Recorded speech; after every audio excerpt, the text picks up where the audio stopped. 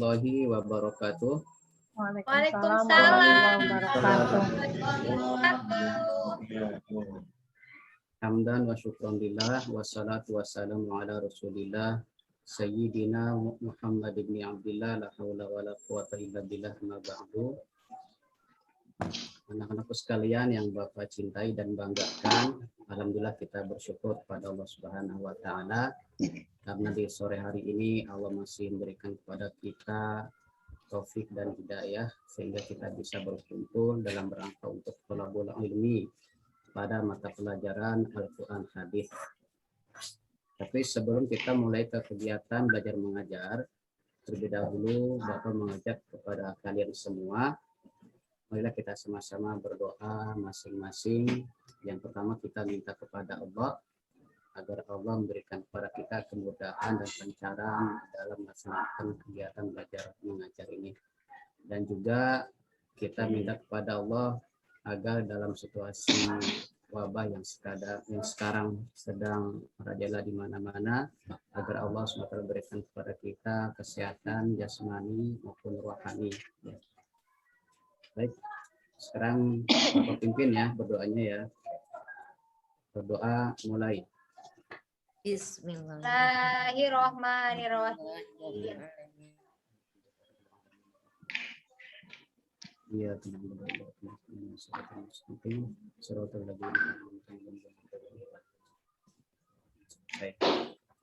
Baik, untuk selanjutnya Bapak akan melihat absen terlebih dahulu yang tadi Bapak share di grup WhatsApp. Alhamdulillah ya, semuanya tidak ada yang tidak hadir, semuanya rajin-rajin ya, hadir semua. Baik, selanjutnya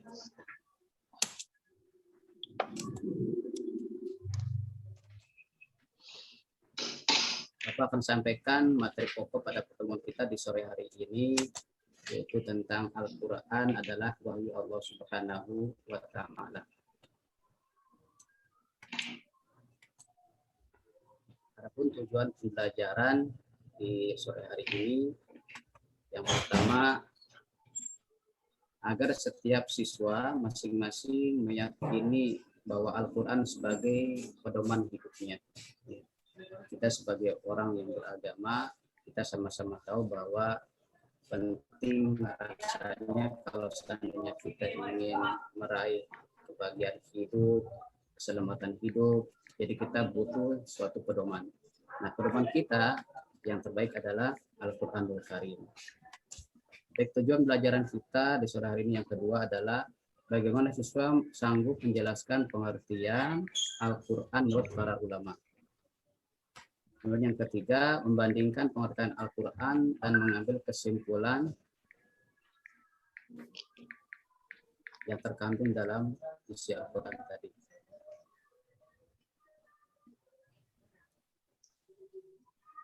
Membandingkan pengertian Al-Quran dan mengambil kesimpulan makna yang ada di dalamnya.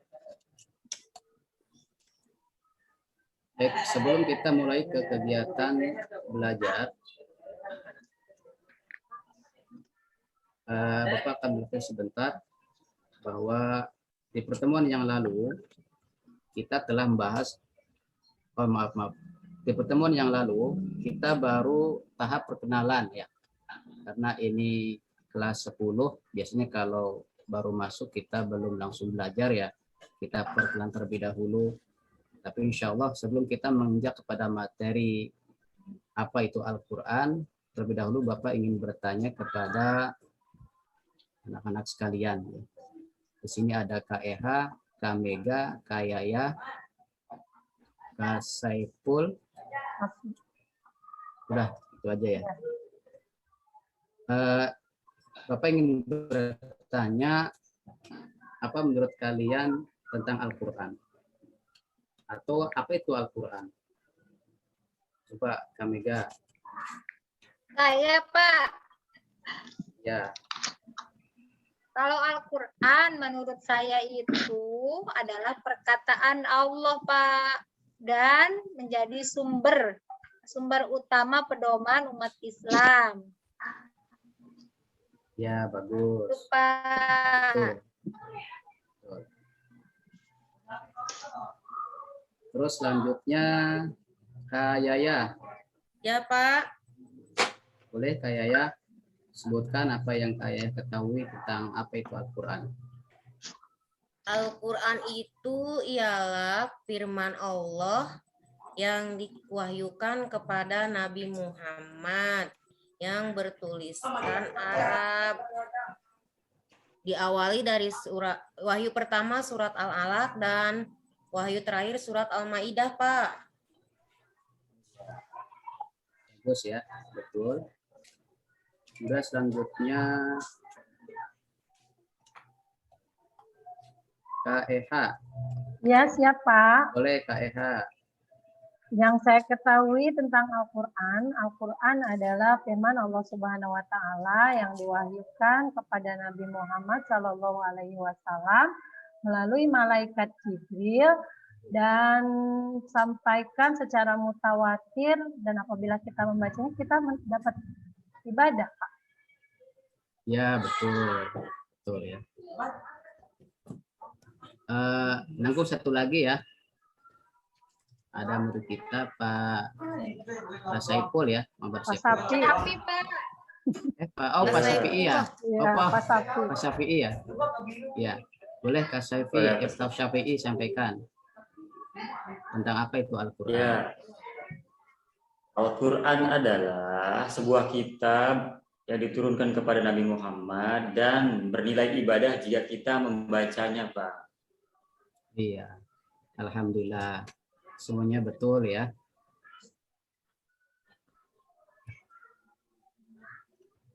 Memang rata-rata kalau kita bertanya kepada kawan-kawan dari jawabannya tadi semuanya betul ya. Ada yang mengatakan bahwa Al-Quran itu adalah kalam ilahi, dan ada yang mengatakan juga bahwa Al-Quran itu pedoman hidup umat Islam. Ada yang mengatakan juga bahwasanya Al-Quran adalah wahyu Allah Subhanahu wa Ta'ala. Dan ada juga yang mengatakan bahwa Al-Quran adalah kitab suci umat Islam yang diturunkan kepada Nabi Muhammad Sallallahu Alaihi Wasallam. Baik, bagus ya, pintar-pintar semua.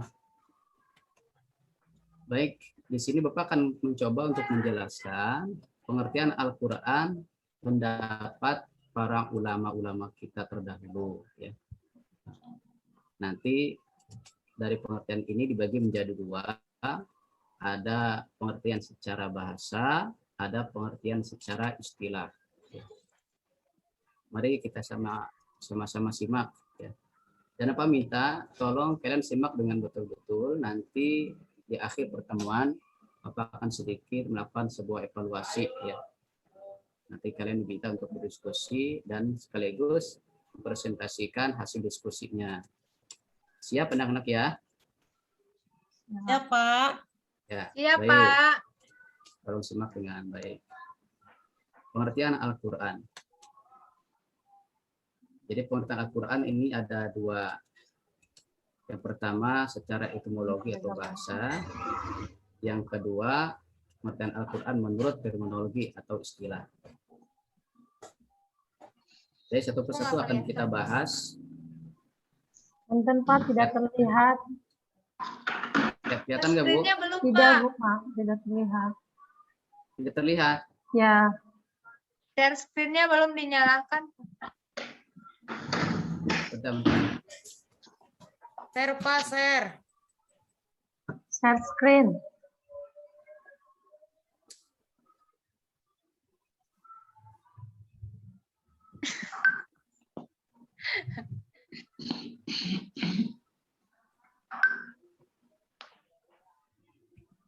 Sudah Bu, kelihatan Bu? Sudah Ya, Pak. Pak, ada, Ya, Pak. udah Pak.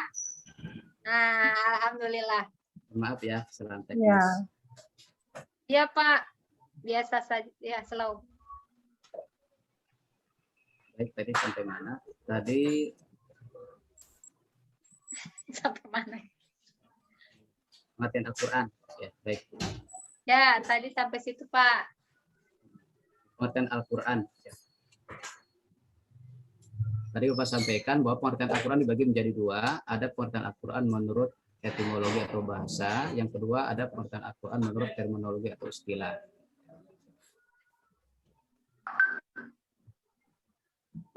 Adapun pengertian Al-Quran menurut etimologi atau bahasa, ya, ini kita ambil pendapat salah seorang ulama, Syekh Al-Ihyani. Beliau mengatakan bahwa Al-Quran itu merupakan bentuk masdar yang berasal dari kata kerja qoro'a, yang artinya adalah membaca. Dari kata kerja tersebut muncullah kata Qur'anan, yang artinya bacaan, yang juga bermakna sama dengan isim maf'ul, yaitu yang artinya dibaca. Ini sesuai dengan firman Allah SWT yang terdapat dalam surat Al-Qiyamah ayat 17 sampai 18. Bismillahirrahmanirrahim. Inna alaina jam'ahu wa qur'ana fa idza qara'nahu fattabi' qur'ana. Yang artinya sungguhnya kami yang akan mengumpulkannya di dadamu dan membacakannya. Maka bila kami telah selesai membacakannya, maka ikutilah bacaan itu. Baik, itu pendapat Syekh Al-Ihyani. Ada lagi pendapat ulama yang lain, yaitu menurut pendapat Syekh Al-Asy'ari. Beliau katakan bahwa Al-Quran berasal dari kata korona, yang berarti menggabungkan. Sebab surat-surat dan ayat-ayat Al-Quran berasal dari kata Al-Qur'u, yang berarti himpunan. Dan ternyata Al-Quran telah menghimpun saripati kitab-kitab suci terdahulu.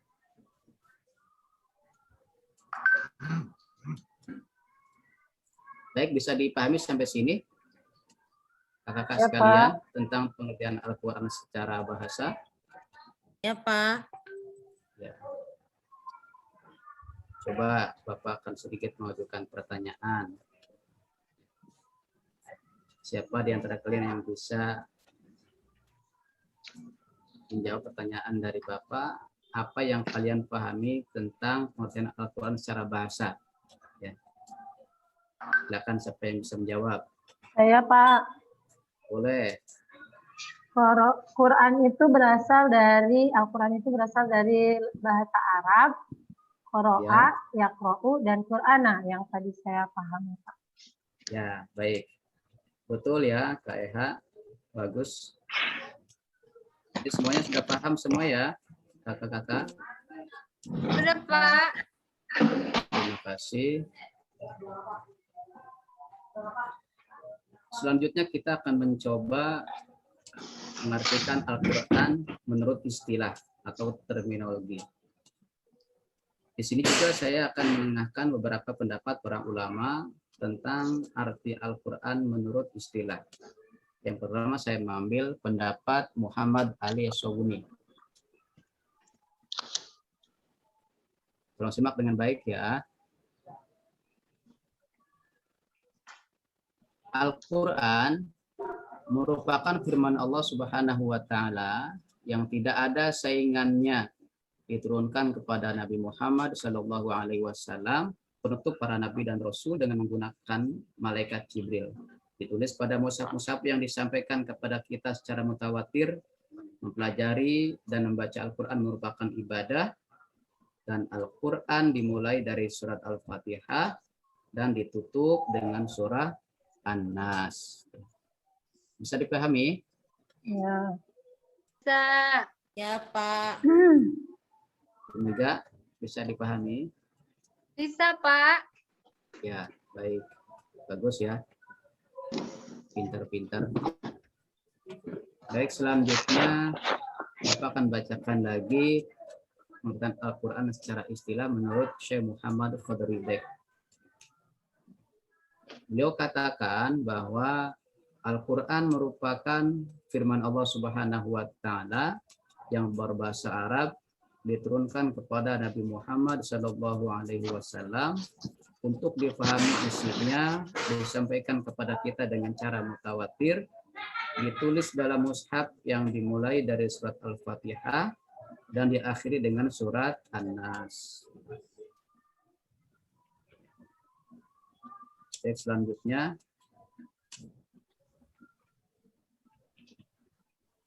satu lagi, Itu pengertian Al-Quran secara terminologi menurut Dr. Subhi As-Solih. Beliau katakan bahwa Al-Quran merupakan kalam Allah yang merupakan mukjizat yang diturunkan kepada Nabi Muhammad SAW yang ditulis dalam mushaf, diriwayatkan secara mutawatir dan membacanya bernilai ibadah. Baik, itulah tentang pengertian Al-Quran secara istilah ya, dari 3 pendapat para ulama-ulama kita, baik ulama klasik ataupun ulama kontemporer. Baik, sampai sini ada yang mau ditanyakan? Kakak sekalian. Pak.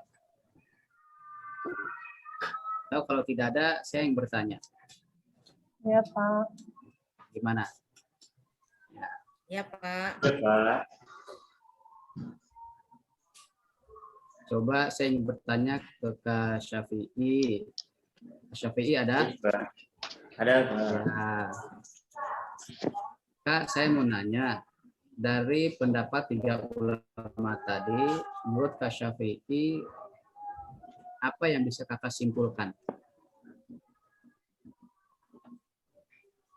Yang dapat Kakak saya tangkap aja. simpulkan, Ya, intinya Al-Quran itu adalah mukjizat yang turun kepada Nabi Muhammad dan yang membacanya itu bernilai ibadah.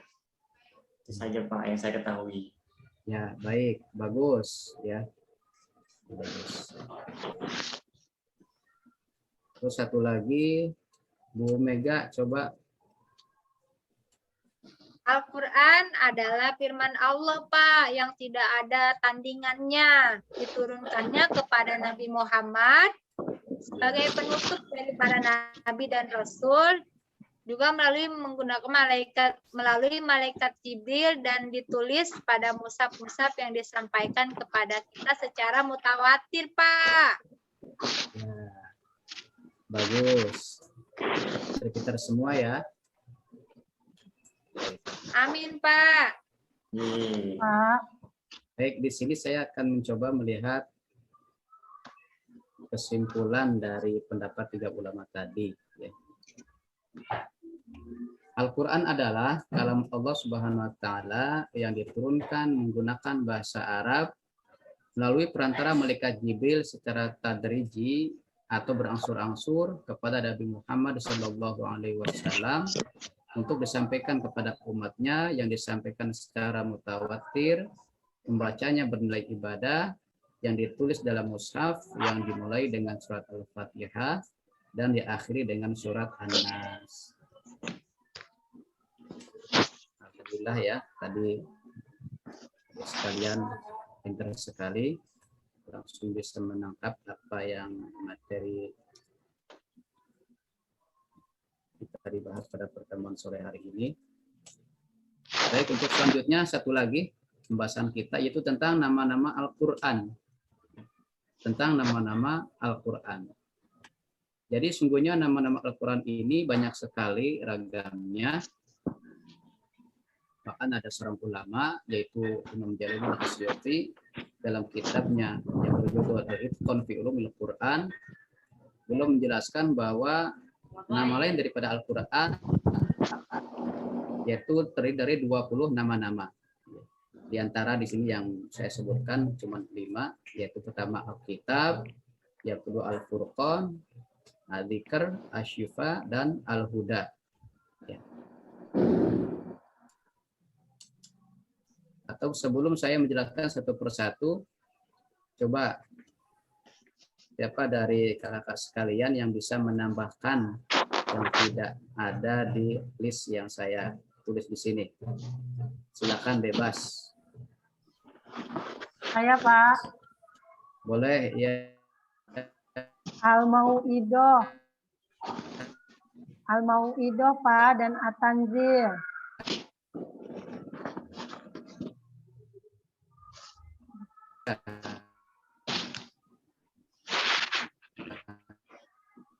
Kedengaran suaranya?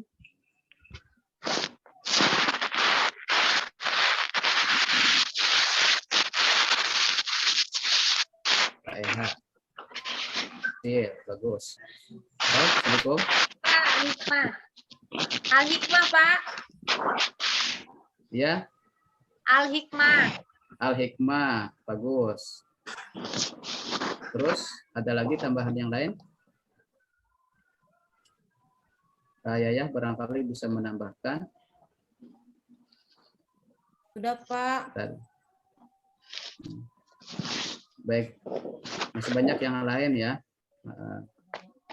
Baik, selanjutnya kita akan mencoba membahas satu persatu tentang nama-nama Al-Quran. Berikut dalilnya.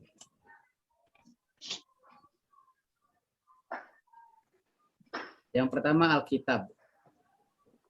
Alkitab artinya buku atau kitab. Dinamakan Alkitab karena wahyu dikumpulkan dalam sebuah buku atau kitab. Nama Alkitab diambil dari Quran surat Al-Fussilat ayat 41 sebagai berikut ini. Innal ladzina kafaru bidzikri lamma ja'ahum wa innahu lakitabun aziz. Yang artinya sungguhnya orang-orang yang mengingkari Al-Quran ketika Al-Quran itu datang kepada mereka itu pasti akan celaka. Dan sesungguhnya Al-Quran itu adalah kitab yang mulia. Bisa dipahami? Ya, Pak. Ya, Pak. Baik. Sudah paham, kita lanjutkan ke nama Al-Quran yang kedua. Yaitu Al-Furqan. Al-Furqan artinya pembeda. Dinamakan Al-Furqan karena Al-Quran membedakan mana yang hak dan mana yang batil. Nama Al-Furqan diambil dari Quran surat Al-Furqan ayat 1 sebagai berikut. Bismillahirrahmanirrahim. Tabarakalladzi nazzala al-furqana ala 'abdihi liyakuna lil 'alamina nadhira. Maha suci Allah yang telah menurunkan Al-Furqan atau Al-Quran kepada hamba-Nya agar dia menjadi pemberi peringatan kepada seluruh alam.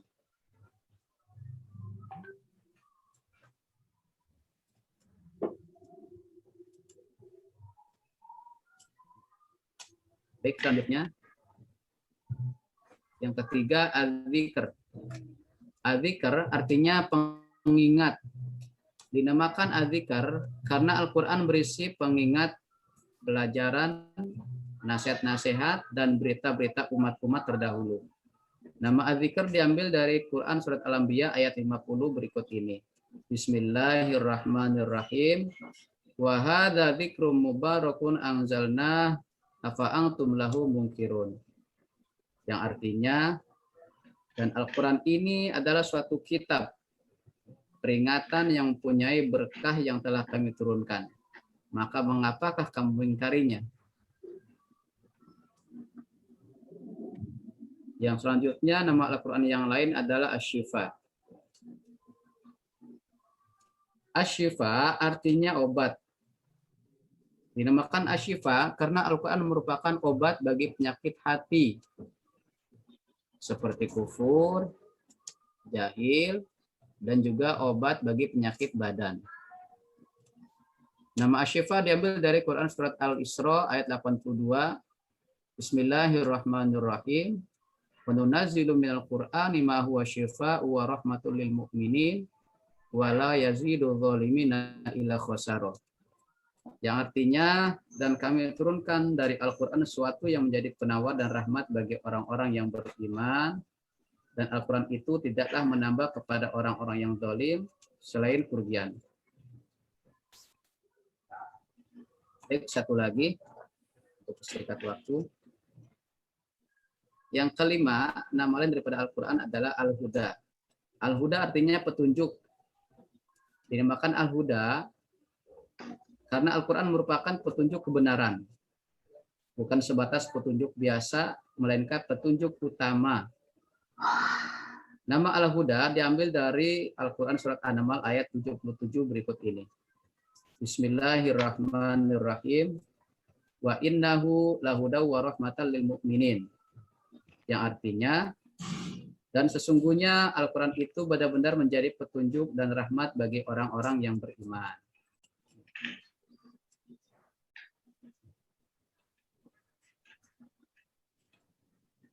Baik, itulah tentang materi kita di pertemuan sore hari ini tentang pengertian Al-Quran, baik secara bahasa ataupun istilah menurut para ulama-ulama kita. Dan juga yang tadi yang barusan pembahasan tentang nama-nama lain daripada Al-Quran. Bisa dipahami adik sekalian? Ya. Baik, kalau sudah bisa dipahami, maka di pertemuan akhir ini sebagaimana tadi ya di awal yang Bapak sampaikan kepada kalian, Bapak ingin memberikan sebuah evaluasi belajar ya, dengan metode diskusi. Nanti Bapak minta kalian silakan berdiskusi masing-masing saja ya, boleh dengan orang tua kalian. Nanti Bapak di sini akan memberikan beberapa pertanyaan. Nanti kalau seandainya sudah ada hasil, silakan kalian presentasikan. Ya. Siap kira-kira? Siap, Iya, Pak. Pak. Nah, baik. Di sini Bapak tidak akan banyak memberikan pertanyaan. Di sini ada 2 poin dari pertanyaan yang terkait tentang materi kita yang tadi sudah Bapak bahas. Pertama, jelaskan pengertian Al-Quran secara bahasa dan istilah menurut para ulama.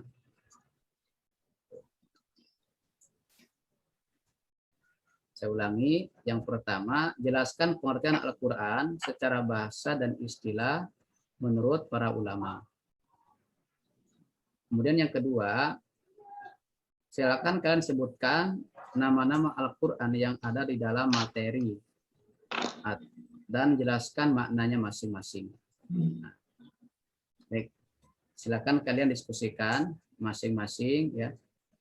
Nanti hasilnya boleh kalian ya, kirim ke grup WhatsApp boleh. Tapi sebelum itu kalian harus presentasikan dulu di pertemuan Zoom meeting ini. Baik, sekarang silakan kalian kerjakan.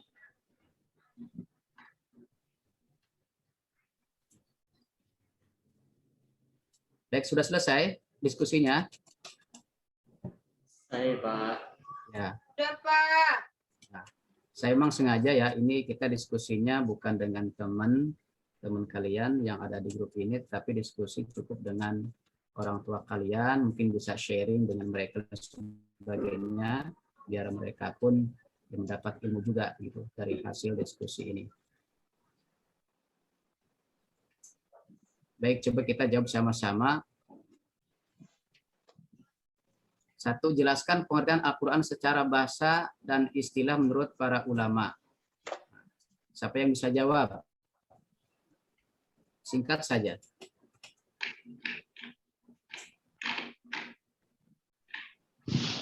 Saya. Boleh. Boleh, Kak Eha. Oke, Ya, silakan. Al-Quran.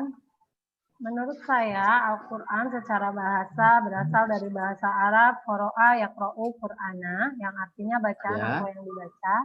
Sedangkan Al-Quran menurut istilah yang saya tahu, menurut Ali As-Sabuni, yaitu firman Allah Ta'ala yang diberikan, yang menjadi mukjizat Nabi Muhammad SAW, yang diberikan melalui malaikat Jibril, secara mutawatir dan membacanya itu bernilai ibadah. Dan untuk nama-nama lain Al-Quran itu sangat banyak. Yang saya ketahui yang bisa saya sebutkan hanya 2, yaitu Alkitab yang artinya pedoman, sedangkan Al-Furqan artinya pembeda. Sudah itu saja, Pak. Subhanallah. Bagus ya. Nggak disangka nih. Langsung melekat tadi apa yang dibahas. Boleh selanjutnya yang lain?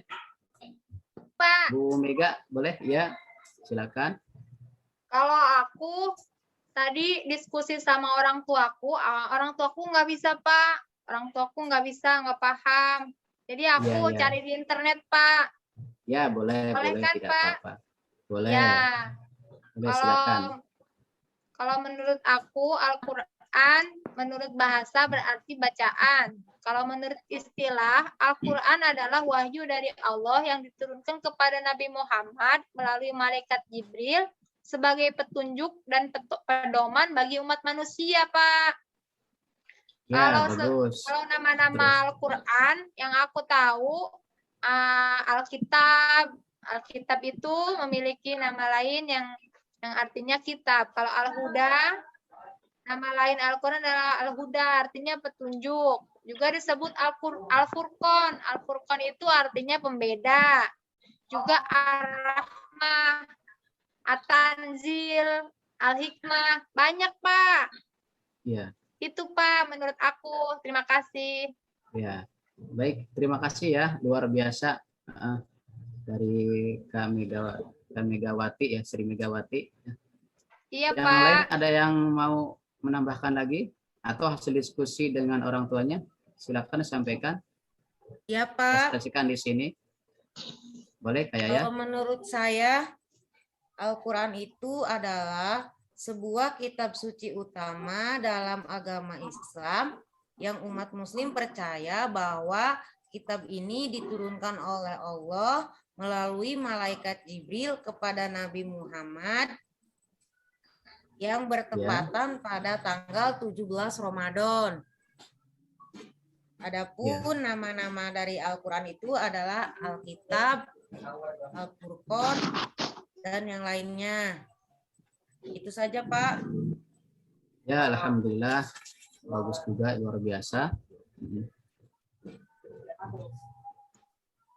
Baik.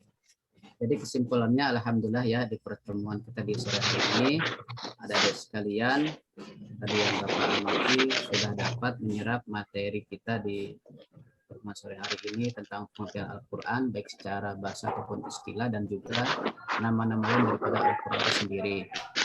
Baik, insya Allah barangkali ini saja pertemuan kita di sore hari ini.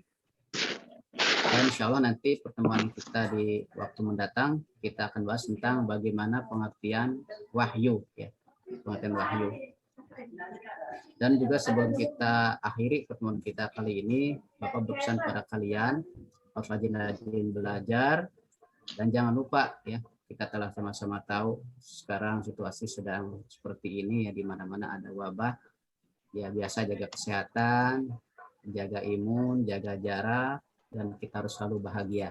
Nah, semoga Allah SWT senantiasa menjaga kita dan berikan kepada kita kekuatan iman, Islam, dan juga kesabaran.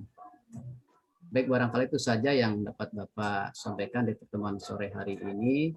Kurang lebihnya mohon maaf. Sebelum kita tutup, bagaimana biasa ya, kita langkah baiknya kita tutup dengan berdoa. Masing-masing saja agar Allah SWT senantiasa menjaga diri kita dan senantiasa memberikan kepada kita kesehatan jasmani dan juga rohani. Amin. Berdoa mulai. Amin. Baik, selesai. Baik, itu saja yang dapat kita bahas di pertemuan sore hari ini. Kita tutup dengan doa kita pada majelis.